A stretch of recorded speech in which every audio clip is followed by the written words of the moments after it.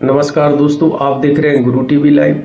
सहारा रीसबमिशन portal में आज कुछ सुधार हुआ है। शेयर मास्टर है जो अपलोड भी हुए हैं। आप देख सकते हैं कुछ समय यह साइट बंद रही लेकिन अब चालू हो गई है। लेकिन मैं आपको एक और बात कहना चाहता हूं कि यदि आप सहारा रीसबमिशन करने जा रहे हैं तो सर्वप्रथम अपने शेयर मास्टर है जो भले ही अपलोड हो गए हों वह कंप्लीट है अथवा नहीं। अब प्रश्न उठता है कि आप कहां से पूछेंगे कि यह कंप्लीट है कि नहीं। तो बहुत से ग्रुप चल रहे हैं, फ्रेंचाइजी शाखा भी गुफ्तगू में चल रहे हैं। आप वहां जाके संपर्क कर सकते हैं, एजेंट के माध्यम से भी संपर्क कर सकते हैं।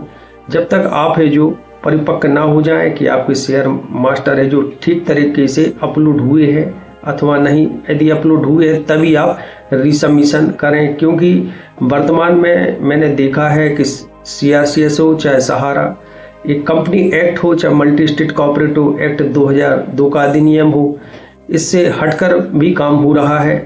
सील संबंधी जो बताई जा रही है, जबकि इस एक्ट के तहत मैंने पढ़ा है कि इसमें एक साधारण मोहर का प्रावधान है, लेकिन यह तो कुछ हटके ही हो रहा है। क्यों ना हो जब राजनीतिक संरक्षण प्राप्त हो। खैर वो अलग बात है और इसका सवाल जवाब किया जाएगा। लीगल रूप से भी कार्रवाई करने में लगा हूँ और इसका जवाब CRCS सहारा रिफंड पोर्टल की टीम को देना पड़ेगा। ऐसा नहीं है कि मनमाना कुछ भी करते जा रहे हैं। जिसने किसी को लोन बता रहे हैं तो किसी के लिए कह रहे हैं कि इमेज साफ नहीं है, जबकि यह स्पष्ट नहीं कह रहे कि इसमें सहारा इंडिया की गलती है, सहारा की सोसाइटी की मोहर नहीं लगी। ये नहीं कह के कहते हैं इमेज साफ नहीं है। इस प्रकार की जो डिफिशियंसी दी जाती है तो उससे स्पष्ट होता है कि ये लोग मिले हुए हैं। यह तो यथार्थ बात है। और प्रश्न उठता है कि भुगतान कैसे लें, क्या करें, क्योंकि सभी लोगों को लगता है कि ऐसा ना हो कि कंपनी बंद हो जाए, पैसा खा जाए, क्योंकि यह स्थितियों से जमा करता हो चाहे एजेंट हो डरा हुआ है, क्योंकि इसमें कोई ऐसे ज़्यादा पढ़े लिखे एजेंट नहीं जुड़े हैं। बहुत ही मध्यम वर्गीय आर्थिक रूप से कमजोर व्यक्ति सहारा इंडिया में है जो जुड़े हुए हैं और इनकी संख्या है जो लगभग 95% होगी। अब प्रश्न उठता है कि आखिर भुगतान ले तो कैसे ले। तो सहारा रिफंड पोर्टल पर तो आवेदन सभी ने प्राय किया है, जिन्होंने नहीं किया हो वह भी करें। और रीसबमिशन यदि करने जा रहे हैं तो यह शेयर मास्टर है जो भली भांति इसकी जानकारी प्राप्त कर लें। और यदि ना मिले और यदि आप करना चाहते तो उसकी फिर है जो आप रीसबमिशन करने से पहले आप उसकी है जो PDF होती है एक्शन मोड में, उसको डाउनलोड कर लें और उसमें डाउनलोड करने के उपरांत रीसबमिशन करें। यदि कल के दिन यह आता है कि आपके शेयर और मास्टर की इमेज साफ अपलोड नहीं है, तब आप है जो इसमें लीगल रूप से कार्रवाई जो सहारा की सोसाइटियों के विरुद्ध कर सकते हैं। यह भी मैं आपको बताना चाहता हूं। और यदि CRCS की गलती है तो CRCS के प्रति भी आप लीगल नोटिस जारी करके उसका सवाल जवाब पूछ सकते हैं।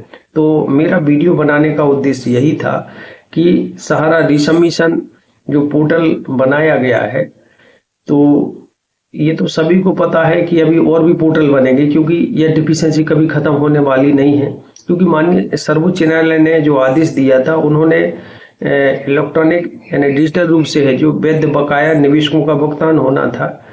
अब ये तो फर्स्ट पोर्टल होगा कि इसमें ना देने हेतु शेयर मास्टर और इसको ये भी अपलोड कर देंगे सही, तो उसमें कुछ कहेंगे आपकी है जो कहना चाहिए वो ज्वाइनिंग पॉइंट नहीं जोड़ेंगे। फिर बोल देंगे यदि ये भी जोड़ दिए अथवा ना जोड़े तो उसके उपरांत बोल देंगे कि आपकी जो स्पष्ट है जो जानकारी नहीं है। फिर बोल देंगे पैन कार्ड नहीं लगा, फिर आधार कार्ड नहीं लगा, वोट मतलब ये है जो इसी तरह है जो चलता रहेगा। और जब ये 2-4 पोर्टल आएंगे, 1-आध हजार करोड़ रुपये CRCS के पास पहुंच जाएंगे, तब जाके इसमें यह डिफिशियंसी खत्म होगी। तो मेरा तो मानना यह है कि सभी लोग CRCS को यही पत्र लिखें कि आप लोगों को जो कुछ चाहिए है तो हम ही लोगों के जमा धन से ले लो, इतना क्यों परेशान जमाकर्ताओं को कर रही हो। यह बात भी यथार्थ सत्य है, क्योंकि हमारे देश में भ्रष्टाचार चरम सीमा पे सभी को पता है। बिना ले दे के कुछ काम हो जाए, लीगल रूप में भली चिल्लाती रहो कि नहीं मेरा देश महान है, लेकिन ये बात भी सत्य है कि 100 में से 99 बेईमान है। आप कितना भी चिल्लाओ, कुछ भी करो, कोई सुनने वाला नहीं है। चाहे आप राजस्व से लेकर कहीं चले जाओ, सब जगह है जो सबको पैसा चाहिए। वो अलग बात है कि पकड़े गए तो भ्रष्टाचारी और ना पकड़े गए तो ईमानदार। यह यथार्थ सत्य है और सभी को पता है, चाहे चुनाव हो चाहे प्रशासनिक व्यवस्था हो भ्रष्टाचार में लिप्त है, बिना पैसे ले देकर कुछ काम आज के समय में होना संभव नहीं है। यह सभी लोग जानते हैं। कहने को तो कुछ भी है, लेकिन रियल बात यही है, यथार्थ सत्य है। तो ये CRCS भी कोई बड़ा वो नहीं है, जैसे कोऑपरेटिव बैंक है। अंतर इतना है कि स्टेट कोऑपरेटिव ये सेंट्रल के हैं और इन्होंने सहारा इंडिया की जो सोसाइटियां हैं उनको लाइसेंस दिया है।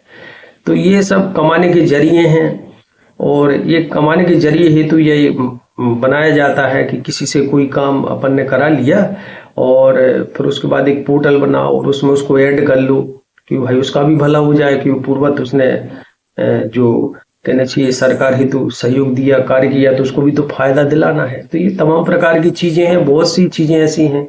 और अब विपक्ष भी आ गया है, और लेकिन विपक्ष में भी कैसे हैं, अभी तक तो ऐसा था कि फंड लेने वाले व्यक्ति थे, अब ऐसा हो गया कि फंड से जो पार्टी ही चल रही है।